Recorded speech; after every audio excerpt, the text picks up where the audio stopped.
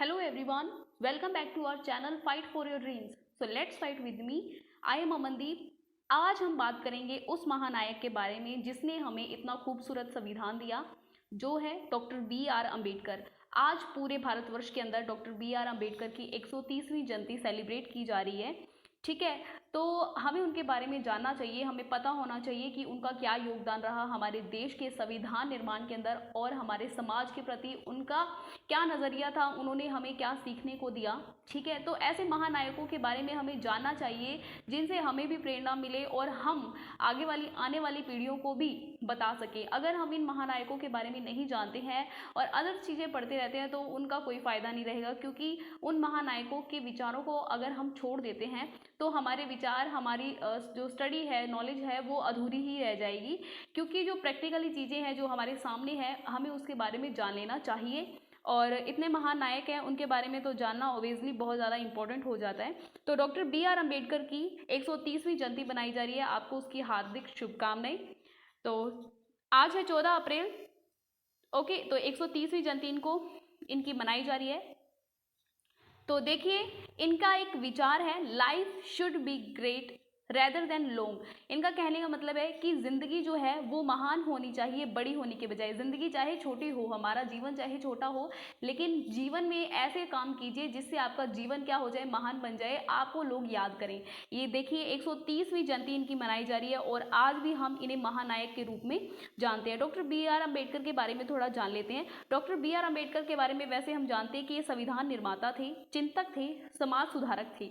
Doctor B are Ambedkar का जन्म मध्य प्रदेश के मेहू में 14 अप्रैल 1891 को हुआ था। उनके पिताजी का नाम रामजी मलोजी सकपाल और माताजी का नाम भीमाबाई रामजी सकपाल था। ओके, क्लियर है। उनके पिताजी का नाम रामजी मालोजी था, ठीक है, रामजी मालोजी, और माताजी का नाम भीमाबाई रामजी सकपाल था।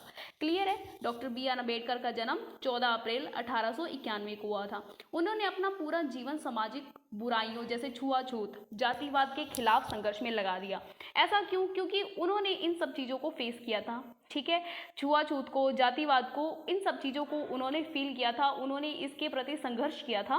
पूरा जीवन इन्होंने कहा कि चलो हमने तो जो झेला है कोई बात नहीं, लेकिन आने वाले लोगों को, आने वाली पीढ़ियों को ये सब ना झेलना पड़े। वो भी भारतवर्ष में रह रहे हैं, ऐसे महादेश में रहने का मौका हर किसी को नहीं मिलता है। अगर मौका मिला है तो वो इस द्रवित जीवन में ना जिए, एक अच्छा जीवन यहाँ पर व्यतीत करे, अच्छे नागरिक के रूप में अपना योगदान दे भारत के विकास के अंदर। तो इस दौरान बाबा साहेब ने गरीब, दलितों और शोषितों के अधिकार के लिए संघर्ष किया। क्लियर है।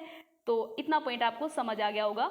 1927 में अंबेडकर ने महार सत्याग्रह भी किया था, महार सत्याग्रह। ओके, क्लियर है। ये जातिवाद के विरुद्ध एक सत्याग्रह था। ठीक है, अंबेडकर ने 14 अक्टूबर 1956 को अपने कई अनुयायियों के साथ में बौद्ध धर्म को अपना लिया था। ठीक है, बौद्ध धर्म को अपनाने का मतलब ये था कि बौद्ध धर्म जो है वो अपने आप में एक भारतीय इतिहास के अंदर एक महान पंथ के रूप में जाना जाता है, क्योंकि इस धर्म के अंदर किसी भी जाति के आधार पर बंटवारा नहीं किया गया।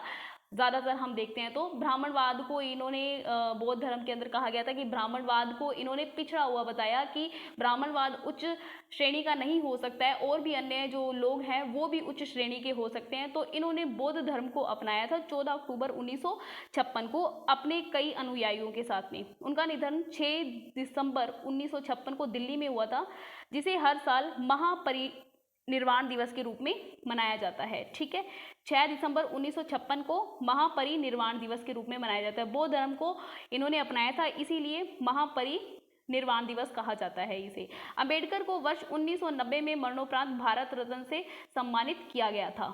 ठीक है, इनकी मृत्यु के पश्चात 1990 में इनको भारत रत्न से सम्मान किया गया था। ये बहुत बड़े स्कॉलर थे। ठीक है, एडवोकेट तो थे ही, हम जानते ही हैं। ठीक है ना, संविधान के निर्माण में इनका महत्वपूर्ण योगदान था। ठीक है, इसीलिए ये देखिए, इन्होंने संविधान निर्माण के वक्त इन्होंने ये नहीं देखा कि इनके जीवन में इन्होंने कितना संघर्ष किया है। इन्होंने ये देखा कि मैंने जो संघर्ष किया वो संघर्ष किया हुआ वेस्ट ना जाए, आने वाली पीढ़ियों को उस संघर्ष किए हुए संघर्ष का कम से कम लाभ तो मिल सके, है ना। तो उन्होंने किसी भी धर्म को अपना आधार नहीं बनाया। बस उन्होंने कहा कि सभी मानव जो हैं, सभी भारतीय जो हैं वो एक बराबर है। सभी शूद्र से लेकर जो दलित से हैं, उनसे लेकर ब्राह्मण तक के लोगों ने, भारतीयों ने भारत की स्वतंत्रता के अंदर अपना योगदान दिया है। तो अगर सभी को, अगर उच्च जातियों को अगर स्वतंत्रता मिली है तो बाकी दलित लोग ये पिछड़े हुए क्यों रहे, है ना। आज तो अंग्रेज चले जाएंगे, लेकिन हो सकता है कि यहीं के लोग, भारत के ही लोग इन लोगों के साथ में, दलित लोगों के साथ में ऐसा व्यवहार करें जो कि अंग्रेजों ने ही किया है। तो उन्हें क्या आज़ादी का फायदा होगा, उन्हें ऐसा क्या लाभ मिलेगा आज़ादी से। तो इसीलिए उन्होंने संविधान के अंदर इन सब बातों को ध्यान में रखते हुए, इन सब बातों को मद्देनजर रखते हुए ऐसे ऐसे प्रावधानों को सम्मिलित किया जिससे हमारा संविधान और भी खूबसूरत हो जाता है। अमेरिका के संविधान को अगर हम देखते हैं ना, तो अमेरिका के संविधान के अंदर पहले श्वेतों को आज़ादी मिली, उसके बाद में अश्वेतों को आज़ादी मिली, फिर महिलाओं को जाकर आज़ादी मिली। लेकिन ये हमारे संविधान की खूबसूरती है। संविधान में बैठे ये doctor B are Ambedkar ji ने अपना ये योगदान दिया कि सभी लोगों को एक बराबर उन्होंने लाने की कोशिश की, है ना। आज़ादी के कुछ दिन बाद 29 अगस्त 1947 को संविधान सभा में संविधान का मसौदा तैयार करने के लिए डॉक्टर भीम राव अंबेडकर के नेतृत्व में ड्राफ्टिंग कमेटी का गठन किया गया। इस प्रकार भारतीय संविधान का मसौदा तैयार करने वाली समिति के अध्यक्ष कौन थे? ठीक है, बी आर अम्बेडकर थे। उनके विचार और क्या शिक्षाएं हैं? उनके विचार व सिद्धांत भारतीय राजनीति के लिए हमेशा से प्रासंगिक रहे हैं।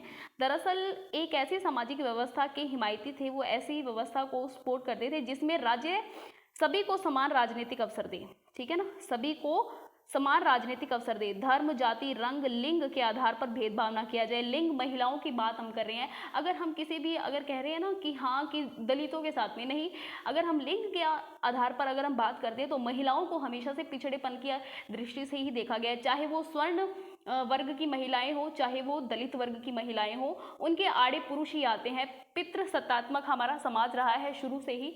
तो इन्होंने लिंग यानी महिलाओं को भी आगे आने के लिए अपना योगदान दिया। चाहे वो दलित वर्ग की महिलाएं थी, चाहे वो स्वर्ण वर्ग की महिलाएं थी, महिलाओं के समानता के लिए इन्होंने एक दशरथ मांझी का इन्होंने रोल प्ले किया था। जैसे कि अब अपने कहे ना कि जब हमारे बाबा साहेब जो है वो दलितों के तो नायक है ही, लेकिन महिलाओं के भी वो नायक है। क्योंकि जो स्वर्ण महिलाएं थी वो, उनको ज़्यादातर स्वर्ण महिलाओं को ये बात पता ही नहीं है कि उन्हीं की जाति के लोग जो हैं, मर्द जो हैं, है ना, जो पुरुष हैं, वो उनके अधिकारों के बीच धर्म का विशाल पहाड़ खड़ा कर देते थे कि धर्म, हमारा धर्म ये नहीं कहता है महिलाओं को ये काम करने से रोकता है, ठीक है, शिक्षा से वंचित करता है हमारा धर्म।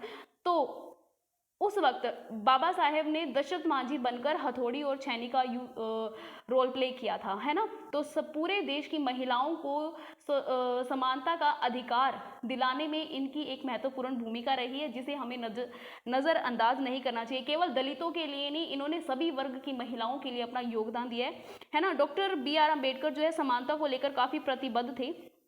उनका मानना था कि समानता का अधिकार धर्म और जाति से ऊपर होना चाहिए। कोई धर्म या जाति, सब चीज़ें बाद में होती है, सब चीज़ें व्यक्तिगत होती है। हम धर्म को क्या लेते हैं, कोई धर्म कोई एक पूजा पद्धति नहीं होती है। धर्म का मतलब ये होता है कि हर किसी के व्यक्तिगत तौर तरीके, है ना। मान लीजिए कि मुझे भिंडी पसंद है, ठीक है, और मैं लौकी को पसंद नहीं करती हूँ, कद्दू को पसंद नहीं करती हूँ। तो व्यक्तिगत धर्म क्या हुआ कि मुझे भिंडी पसंद है तो मैं अलग धर्म की हो गई। हो सकता है आप अगर आपको कद्दू पसंद है तो आप अलग धर्म के हो गए। ये व्यक्तिगत तौर तरीके, व्यक्तिगत जो चीज़ों का मूल्यांकन करना जो होता है वही धर्म होता है मेरे हिसाब से, ठीक है। कि हम सुबह से लेकर अपने जीवन की स्टार्टिंग से लेकर एंड तक जिन जिन रूल को फॉलो करते हैं वही धर्म है, चाहे वो किसी भी तरीके का हो, ठीक है, उसे ही हम धर्म कहते हैं। अगर आप सिर्फ पूजा पद्धति के आधार पर, किसी किताब के आधार पर अगर आप धर्म का अवलोकन कर रहे हैं तो ऐसा धर्म नहीं होता है। धर्म और जो जाति होती है वो व्यक्तिगत होती है, लेकिन उन सबसे ऊपर क्या होती है, मानवता और समानता होती है। प्रत्येक व्यक्ति को विकास के समान अवसर उपलब्ध होने चाहिए। किसी भी समाज की प्रथम और नैतिक जिम्मेदारी ये होती है। तो ये जो पॉइंट है ये आपका जीएस पेपर 4 में हेल्प करता है, नैतिक चिंतन के आधार पर कि प्रत्येक व्यक्ति को विकास के समान अवसर मिलने चाहिए, चाहे वो खुद का विकास हो, चाहे वो देश का विकास हो। देश के विकास में भी वो तभी योगदान कर पाएगा जब उस व्यक्ति का खुद का अगर कोई विकास होगा। ठीक है, आज अगर हम देखते हैं महिलाओं की दृष्टिकोण से, अगर हम देखते हैं तो हमारे भारत देश को 75 साल होने वाले हैं आज़ादी को। तो देखिए अभी तक हमारे पास में एक प्रधानमंत्री और एक राष्ट्रपति महिला हो चुकी है, लेकिन हमारे पास में एक मुख्य न्यायाधीश है ना, सर्वोच्च न्यायालय में मुख्य न्यायाधीश एक भी महिला नहीं हुई है। ये एक तरीके से हम कह सकते हैं कि किसी ना किसी तरीके से अभी भी हम थोड़े महिला दृष्टिकोण से पिछड़े हुए हैं। इसी पिछड़ेपन को दूर करने के लिए इन्होंने संविधान के अंदर बहुत सारी खूबसूरत बातों को इन्वॉल्व किया, जिसके अंदर इन्होंने है ना न्यायालय के अंदर नियुक्तियों को भी दिखाया कि इस तरीके से नियुक्ति हो सकती है, जिससे क्या होगा कि समानता के भाव को दर्शाया जा सकेगा। भारत में इस स्थिति को गंभीरता से समानता की बात करें, समानता की गंभीरता को ध्यान में रखते हुए संविधान के अंतर्गत अनुच्छेद 14 से 18 में समानता का अधिकार का प्रावधान किया है। 14 से 18 में समानता के अधिकार का प्रावधान किया है। इन्होंने इन चीज़ों को फेस किया है, इसीलिए तो ये आगे वाले लोगों के लिए, दूसरे लोगों के लिए इन बातों को फील कर पाए कि इन लोगों को भी ऐसा झेलना ना पड़े, है ना। तो इन्होंने अनुच्छेद 14 से 18 में मूल संविधान के अंदर ही, है ना, जब लिखा उसी वक्त इन्होंने लिख दिया कि समानता का अधिकार सभी को मिलना चाहिए, सभी को समान अवसर मिलने चाहिए। अंबेडकर ने वर्ण व्यवस्था को अवैज्ञानिक, अत्याचारपूर्ण, संकीर्ण तथा गरिमाहीन बताते हुए इसकी कटु आलोचना की है। इन्होंने कहा जो वर्ण व्यवस्था है, जो ये आपने जाति व्यवस्था जो बना दी है ना, तो जन्म के आधार पर ही है, वो अवैज्ञानिक है, कोई तर्क की बात नहीं है, अत्याचार है, संकीर्ण है, गरिमाहीन बताते हुए इसकी कटु आलोचना की है, क्योंकि इन्होंने खुद ही एक विशेष जाति के होते हुए इनको इस सब चीज़ों का सामना करना पड़ा। स्कूल में अगर ये जाते तो इनको कक्षा से बाहर बिठा दिया जाता था, तो इन्होंने कक्षा से बाहर बैठकर अपनी शिक्षा को पूर्ण किया है। तो वो इन चीज़ों को बात समझ पाए हैं कि अगर कोई पढ़ना चाहता है, चाहे वो दलित है, चाहे वो स्वर्ण है, सभी को एक बराबर अधिकार मिलने चाहिए। ठीक है, अगर स्थिति के आधार पर अगर हम कहें, योग्यता के आधार पर सभी को अवसर की समानता मिलनी चाहिए। Doctor B R. अम्बेडकर की रचनाएं हमें पता होनी चाहिए क्या है। Doctor B R. अम्बेडकर ने the problem of the rupee 15 origin and it's solution नाम की अपनी रचना 1800 से 1893 के दौरान विनियमन के माध्यम से भारतीय मुद्रा रुपये के विकास का परीक्षण किया। ठीक है, इन्होंने करेंसी के ऊपर, भारतीय करेंसी के ऊपर इन्होंने एक किताब लिखी है, जिसके अंदर इन्होंने रुपए के विकास का परीक्षण किया है कि रुपए का विकास कैसे हुआ है। ठीक है, ओके, ओरिजिन से लेके और उसके सॉल्यूशन तक की इन्होंने बात की है।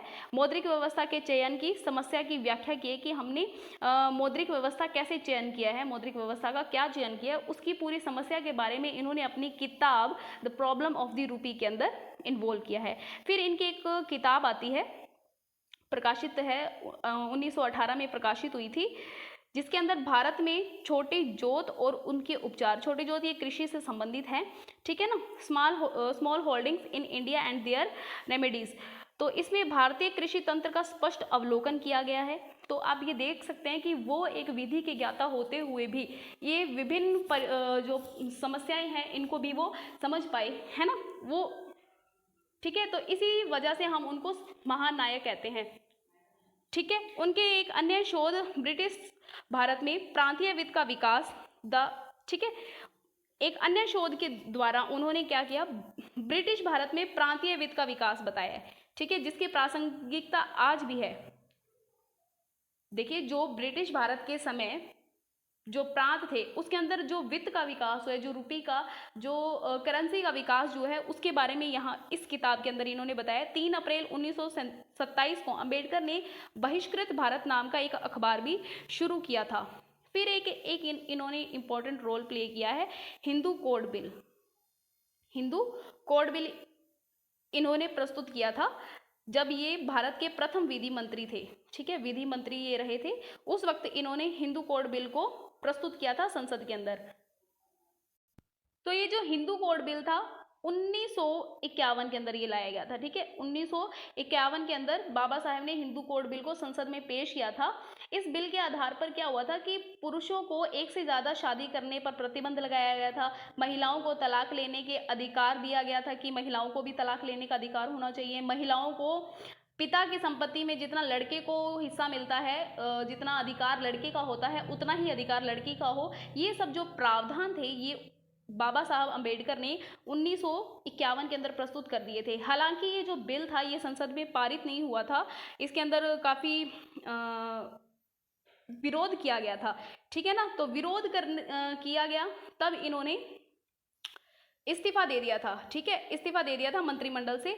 तो इस मसौदे में उत्तराधिकार, ठीक है, उत्तराधिकार जैसे कि जितना बेटे का अधिकार होगा पिता की संपत्ति पर उतना ही अधिकार पुत्री का होना चाहिए। विवाह और अर्थव्यवस्था के कानूनों में लैंगिक समानता की बात कही गई थी, ठीक है। तो ये बात आपको पूरी समझ आ गई होगी। तो मुझे लगता है कि इसमें कोई प्रॉब्लम नहीं आई होगी। आपने अभी तक जो डॉक्टर BR अम्बेडकर जी के द्वारा किया गया जो योगदान है, दिया गया जो योगदान है भारतीय समाज और भारतीय संविधान के अंदर, उसको आप अच्छे से समझ पाए होंगे। इस वीडियो को ज़्यादा से ज़्यादा शेयर करें। अगर आपको अच्छा लगा वीडियो को लाइक करना ना भूलें। Thanks for watching. मिलते हैं नेक्स्ट इंटरेस्टिंग वीडियो के साथ में, तब तक के लिए बाय, टेक केयर, जय हिंद।